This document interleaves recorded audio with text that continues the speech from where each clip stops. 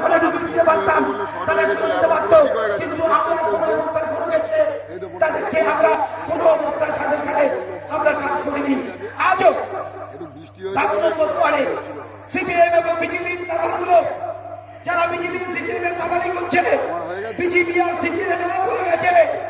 আপনারা দেখুন, BJP CPM Congress এখানে ভোট দেওয়া মানে ভোটটা নষ্ট হয়ে যাওয়া। আজকে বাংলার মুখ্যমন্ত্রী তিনি যেভাবে জীবনের ঝুঁকি নিয়ে তিনি বলেছেন,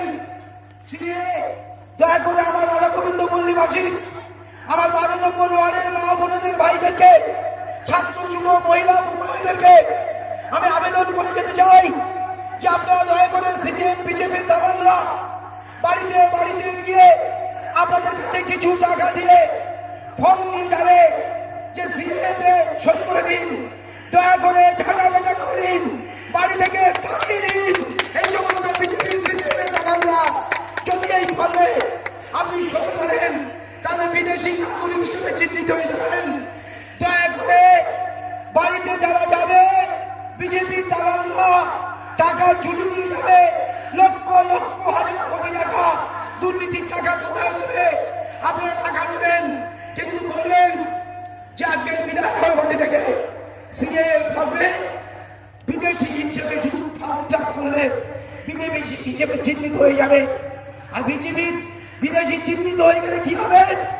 সেখানে আপনাকে প্রমাণ করতে হবে যে আপনি এই দেশের নাগরিক।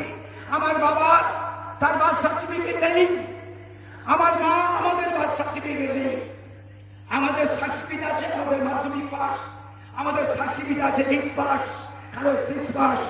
ওই সার্টিফিকেট হবে না। আপনার বাবাকে তার ঠাকুরদাকে তাদের বার্থ সার্টিফিকেট দেখাতে হবে, তবে আপনি দেশের নাগরিক হিসেবে চিহ্নিত।